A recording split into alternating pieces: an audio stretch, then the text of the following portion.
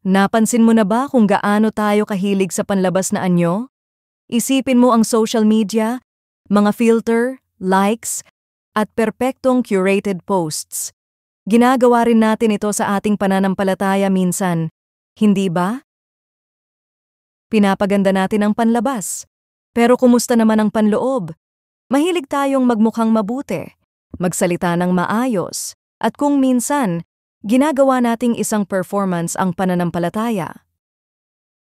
Pero paano kung sabihin ko sa'yo na hindi ito ang hinahanap ng Diyos, na hindi siya humahanga sa panlabas na anyo, kundi sa tunay na pagbabago mula sa loob?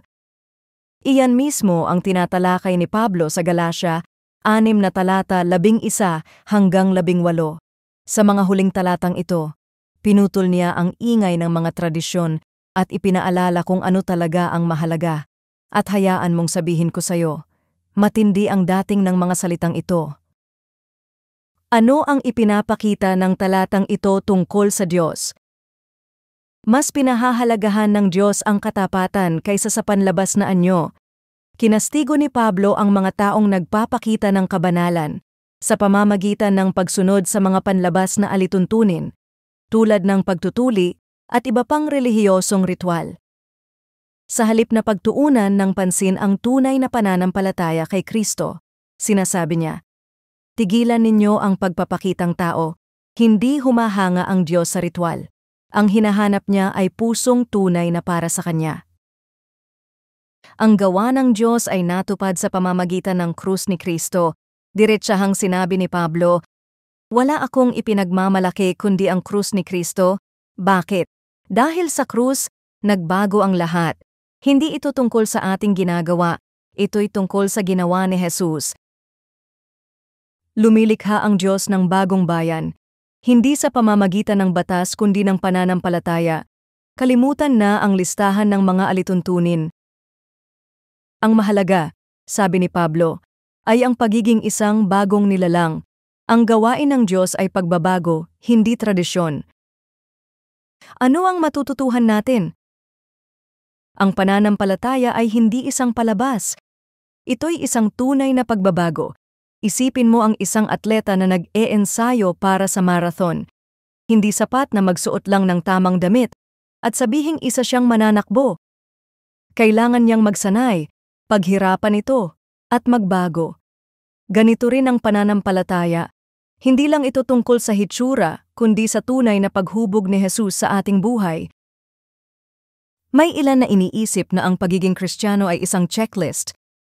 Dumalo sa simbahan? Check. Magdasal? Check. Pero sabi ni Pablo, hindi. Ito ay tungkol sa isang tunay at nagbabagong relasyon kay Jesus. Ang krus ang sentro ng ating pagkatao. Ipinagmamalaki ni Pablo ang krus. Isipin mo ito, sa panahon ngayon, ipinagmamalaki natin ang tagumpay, pera, o posisyon. Pero binabaligtad ni Pablo ito at sinasabing, ang tanging ipagmamalaki ko, si Jesus. Ang pagiging tapat kay Kristo ay hindi laging madali, pero sulit ito. Dala ni Pablo ang mga peklat mula sa pag-uusig. Dahil sa kanyang pananampalataya, ipinapaalala nito na hindi laging komportable ang pagsunod kay Jesus, pero ito ay laging makabuluhan. Kapag sumusunod tayo kay Kristo, tayo ay lumalakad sa kapayapaan at awa. Hindi ito tungkol sa relihiyosong obligasyon, kundi sa tunay na kapayapaan.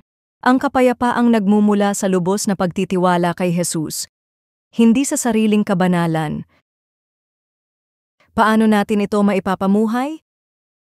Tanungin ang sarili, mas iniisip ko ba ang panlabas na anyo kaysa sa tunay na relasyon kay Kristo? Maging tapat tayo. Minsan mas mahalaga sa atin ang magmukhang mabuting Kristiyano kaysa sa talagang mamuhay bilang isa. Hinahamon tayo ng talatang ito na baguhin ang ating pananaw. Gawing pundasyon ng krus. Kung may magtanong sa'yo, ano ang pinakamahalagang bagay sa buhay mo? Matatag ba ang sagot mong, si Jesus? Kung hindi, baka panahon na para sa pagbabago ng pananaw. Huwag panghinaan ng loob kapag mahirap ang pananampalataya. Kung naramdaman mo nang mahirap sumunod kay Jesus, hindi ka nag-iisa. Ipinapaalala sa atin ni Pablo na may pagsubok sa pananampalataya, pero may malalim din itong layunin. Mamuhay bilang isang bagong nilalang. Kung binago ka na ni Jesus, dapat ito ay nakikita, hindi dahil sa mga ritual o listahan ng dapat gawin, kundi dahil nagbago ang iyong puso, kilos, at pag-iisip. Ang huling salita ni Pablo sa Galacia ay isang matinding paalala. Ang pananampalataya ay hindi tungkol sa panlabas na anyo, kundi sa tunay na pagbabago kay Kristo. Hindi ito tungkol sa pagpapakitang tao, kundi sa pagiging tunay na binago ni Jesus. Kaya't tigilan na natin pahalagahan ang panlabas na anyo at simulang mamuhay bilang bagong nilalang. Ipagmalaki natin ang krus, manatiling matatag sa pananampalataya, at lumakad ng may tiwala sa kapayapaan at awa ng Diyos.